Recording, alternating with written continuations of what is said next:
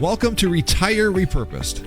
Well, today we're launching a special series on stewarding the 3 essentials of a purposeful retirement: time, talent, and treasure. These principles are so fundamental they are woven into the very logo of Ben's financial practice. We begin with the foundation, time. Ben shares 10 key questions to help you evaluate how effectively you're using this irreplaceable resource in retirement. Enjoy this episode.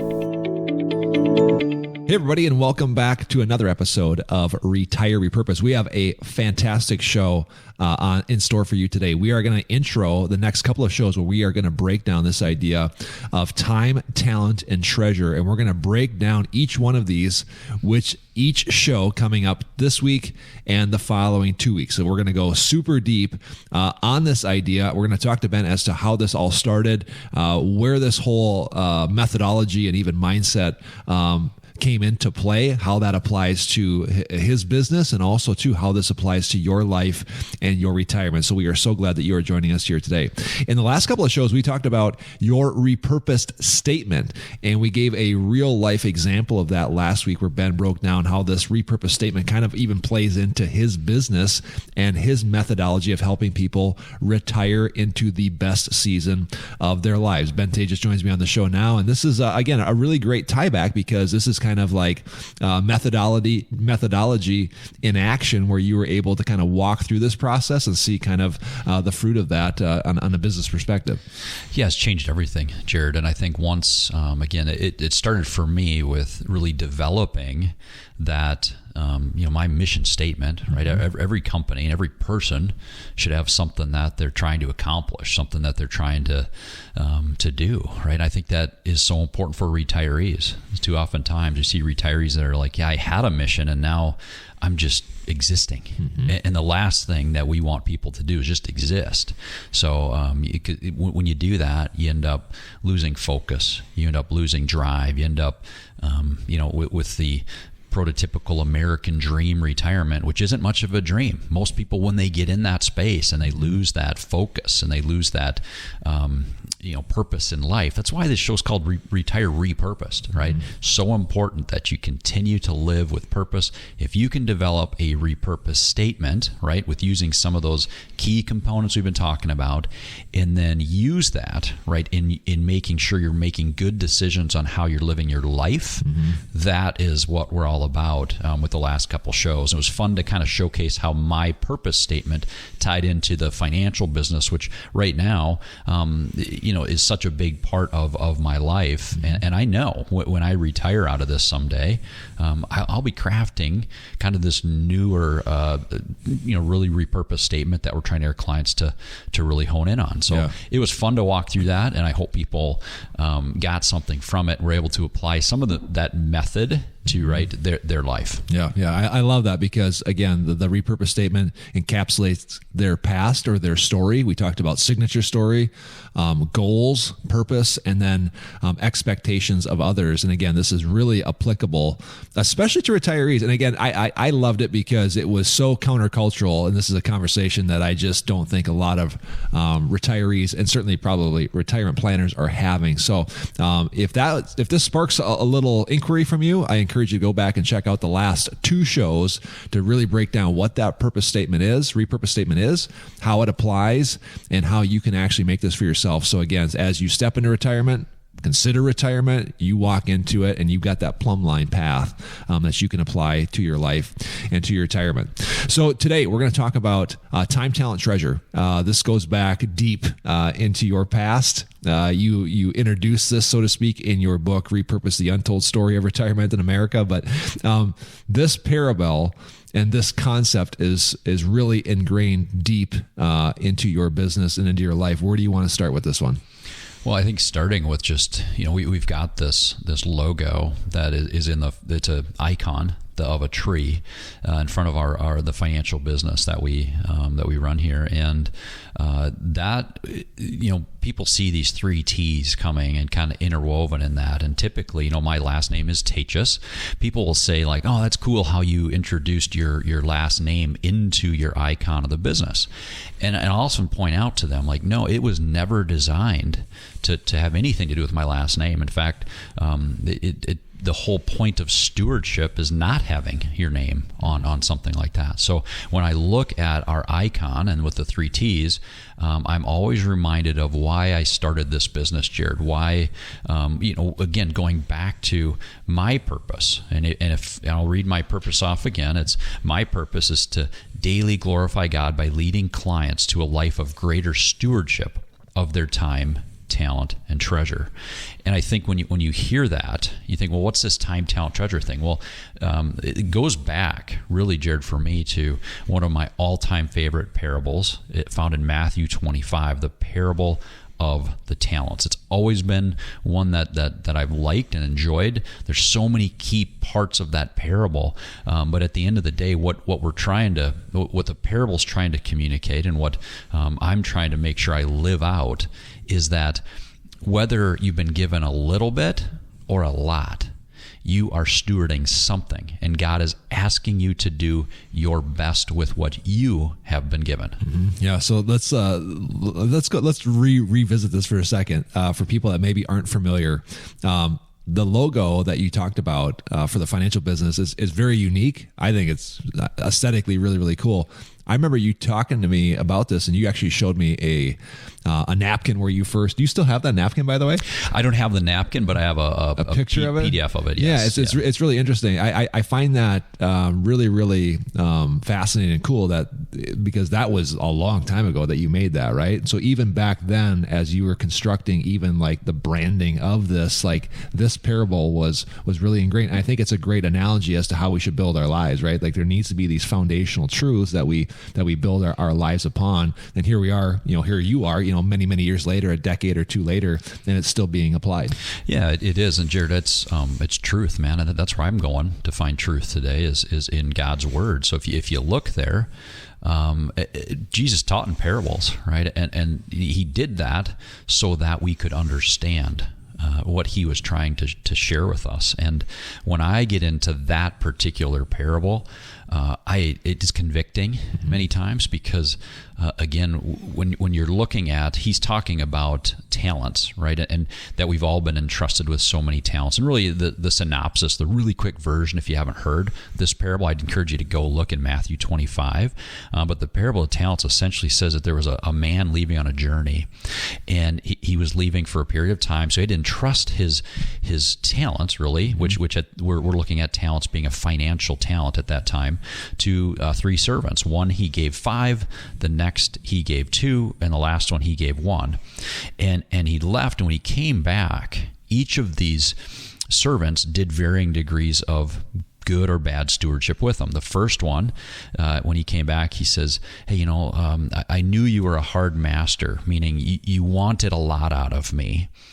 And I took the 5 that you gave me, and I doubled it. Here is your 10 back. And the master said to him, well done, good and faithful servant. Come and enjoy with your master. The second one, who had given 2, he was asked, what did you do with your talents? And he says, I knew you were a hard, almost the exact same response. I knew you would want a lot out of me, master. So I did my very best, and I took this 2 and I doubled it. Here you go. And he gave him the exact same answer as the guy with 5. That's important. Important. So the guy with 5 and the guy with 2 got the exact same answer from the master, saying, well done, good and faithful servant. Come and enjoy. The last servant, though, who had given 1, he came and he said, I knew you were a hard master. I knew that you worked very hard and you wanted me to do the same. So I just buried what you gave me because I knew you didn't want to lose anything. Mm-hmm. And that was the only one of the 3 servants that got this really harsh answer, like essentially, like, get away from me. You're wicked. It wasn't just, you did your best. It was, you wicked and slothful servant. Go, leave me. And furthermore, he gave that guy's what he had been entrusted to the one that had now 10, right? And the one that had done the best. And I read that, and there's so many things that jump out at me, Jared, I think that can apply to our lives. Mm-hmm. The big one is we're asked to do a lot with no matter what we've been given. Yeah, it's a great point. And again, it's very countercultural as I kind of like back up a little bit as to kind of the American way, the American dream, as you mentioned at the beginning of this show, which sometimes leaves people very unfulfilled. And I think it goes back to this very hard truth that's being portrayed here, where, again, no matter what season of life you're in, how do we use it? How do we steward it? And I think that at the end of the day, if we can do those things well, not that it's based on performance, I think that's actually the keys into us expanding and growing into really who we were created to be, and have that full fulfillment that at the end of the day we're kind of all searching for. Yeah, we are, Jared. I think the piece that I so appreciate from that parable is so many times that the people that have stewarded well end up having some degree of abundance in their life. Mm-hmm. And they can even take that and be like, oh, almost feel bad or guilty about that. And I'll read one verse, word for word here. Verse 29 says, "For everyone who has will be given more, and he will have an abundance. But from the one who has not, even what he has will be taken away." And some people read that and they're like, man, that's harsh. Mm-hmm. Right? But again, I think it's coming back to, if you have what you, and you do what's best with what you have, that doesn't mean financially you're just going to get more money. Mm-hmm. But what it does mean, if you honor God with your decisions, and you're saying, yes, I'm stewarding what you've been given to me, and you do your very best. God's saying abundance. He's saying expect more. Right. It doesn't necessarily mean financial rewards. This isn't prosperity theology. Mm-hmm. But I do believe that when you do live that way, and when you live life with an open hand, like, God, you own this. Right. I'm stewarding it for you. Mm-hmm.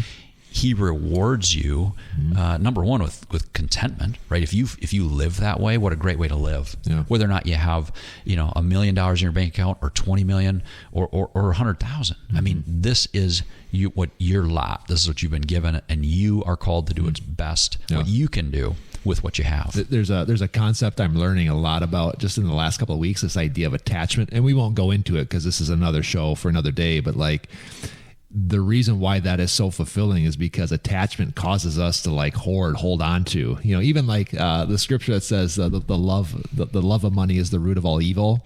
As you would agree with, money is kind of innate. It is what it is. It's when we have attachment to it, want to hold on to it, need it. That's when it seems like. I mean, it's the love of it. Money, right? Exactly. Right. Don't you hear on people? Yeah. And what is that? That's actually the attachment. I have to have it. I have to need it. And so again, what you teach retirees is really to have the open hand. Let's not be attached to it. It's not really mine. And so that actually creates the detachment, which is actually necessary to really get that fulfillment and get really more Him in our lives. Yeah, it's the most important thing. It's one of the hardest things actually in America. Certainly, we struggle with is it's mine. I got to have more. I'm on the this treadmill. I mean, I can't get on. I just can't have enough. Can't have enough. Yeah. And at the end of the day, that's what's causing the angst. Exactly. That is exactly what is separating you from how and who you were created to be, which is closer to your Maker. And I think that's so important that we just keep that in our minds. And whenever we're working with clients and people, I mean, it's all about stewardship. Yeah. It's not about us holding on tightly and owning it. It's about saying, God, you've given me this. You've entrusted me with this. Yeah. It is yours. I like that. Let's dive in. So again, time, talent, treasure. That's what we're going to be talking about today in the next few shows. But we're going to dive specifically into this idea of time. And there's a number of questions that you ask people to really get them thinking about this idea of stewardship, but more specifically in their time. I do want to just cover this really quick. Of the three, we've established on the show that time is it is the most important from what you've done in kind of your research and polling retirees and whatnot. Why do you think that of these three, time, talent, or treasure, this one comes up as the most important with the people you work with? Well, Jared, it happens every time I ask the question. When we explain this to clients and what of those is most important to you, and this is somebody that has, tens of millions of dollars and somebody that has very little financial resources. Of time, talent, treasure, what's the most important? It's always time. Yeah. In fact, I've never heard somebody say it's treasure. Sometimes people say, well, it's talent because, if I don't have talent, meaning health and ability, it's hard to enjoy my time. And I get it, but it's never treasure. And I think the time piece is just because we know that's finite, right? That is something that whether or not you're sick or healthy, whether or not you're doing well or not, we all really have that same, the clock is ticking. Mm-hmm. I think for most of our people, they're of the age of retirement, or getting closer. And when you start boiling down what's really important to them, and in fact, some of them, why they're making this decision. Why are you deciding to retire? Well, I need more time back, right? There's too much of my time being spent at work. And I like that as a reason, as a rationale, is like, I'm having too much of my volunteer hours are getting in the way of my work. That's one of my favorite things when people say that. Yeah. I've found other things to do, and I just don't have enough time to do everything. I need more time for my family. I need more time to focus on other things, and work is just I need that 8 to 9 hours a day back. Yeah. That means I'm onto something with somebody. So Yeah. I love that. I think time is always, Jared, if not 99% of the time, it's every time I've ever asked that question, Yeah. time's the most important of those three. Yeah. And it's interesting because if you look at it from kind of a spiritual level, this is what creates the space to actually exhibit choice. Like, how do you want to choose to utilize these resources that God has given you? Again, I think that's what makes time so defeating, but yet so empowering at the very same time, because here we are in the moment. No matter when you're listening to this, you have this, and you have a choice to be able to steward your resources one way, another way, or in a different way. So let's get into some of these questions, because they cut to the heart as to how you are stewarding these resources. What are some of these questions you ask people? Yeah, so we're trying to get through 10. There's many, many more, but we'll go through 10. The first one, and this is one of my favorites, is if you were to die today, do you feel like you would be happy with how you'd be remembered? That's a deep question, Jared, right? And I often say how you'll be remembered by the people in the first few rows. So I think that's important, right? It's like so many times we spend a lot of time worrying about and making decisions for the people in the back half of the church or sanctuary at our funeral. And really, it's the people in the first few rows, that the people that you are the only person. You're the only person that can be a dad to your children. You're the only person that can be husband to your wife. So you are the only person, Jared, that can do that. So who should you be making those decisions for? Yeah. Should be the people in the first few rows. And how are they going to specifically remember you? Yeah, the second one kind of ties back into that, and that's kind of more a legacy. Yeah, really, it's the next couple. It's just deeper yet. It's how are you intentional with your family about legacy?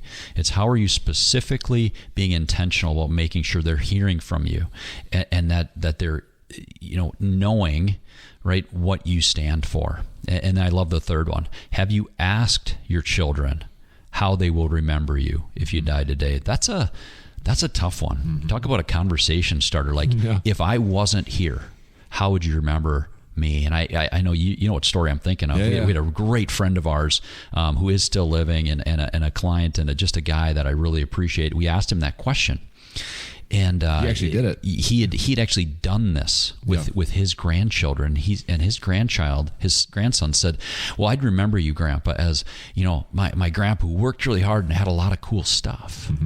Meaning, he's a farmer. He had a lot of tractors and stuff, and it wasn't meant to be a negative thing, but it just cut to the heart of how he was going to be remembered. And he really was very intentional from that point on making sure he changed really the legacy that he was leaving. Yeah, and this gentleman we both know and love dearly, and he has really made some intentional steps to make sure that he is pouring his life as much as he can into those first couple of rows, as you say it. And so it was really interesting. I think that he's been an intentional guy anyway before that, but I think that question really, really kind of instigated some of those actions. Yeah, no, he's a good guy, and I love that he asked the question, and that answer came out. I love that. So I want to get into what can we do if you are not stewarding your time, and some of these questions cut the heart. I want to save that to the end, but let's kind of get through some more of these. Yeah, so next one would be reflect on one individual in your life who's had an impact on you.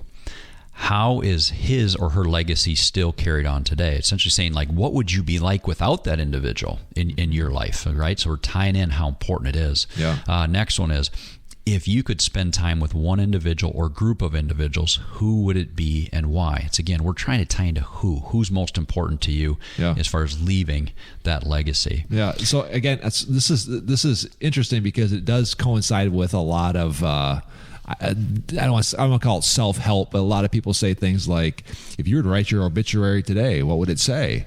Write it out. Actually say like, what is kind of the synopsis of your life, and then look at it and be like, what do you think about that? What if your funeral was happening today, would you be happy with? So again, it's kind of reverse engineering where we actually go into the future and say like, hey, I get a choice today to actually reflect kind of how I show up, in the someday realm, right? It's pretty powerful. Every day we're making decisions with our time, right? And if we're prioritizing, let's go back to our repurpose statement, right? Mm-hmm. Who's most important and what values do we have? If we're prioritizing it right, we should make those decisions on who we spend time with. And that makes sense because these questions kind of cut to that heart. So again, these last couple of shows, again, if you're new to the show and just kind of checking us out, they all kind of weave together. That's why you need to go back and listen to those couple of shows because this is why those exercises are so important. What's next?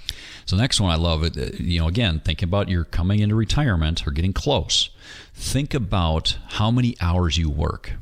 How will you fill this time in retirement? And that question gets to, hey, yeah, geez, I'm working 10 hours a day and 40, 50 hours a week, whatever it is. Yeah. What am I going to do with that time? Be intentional with it.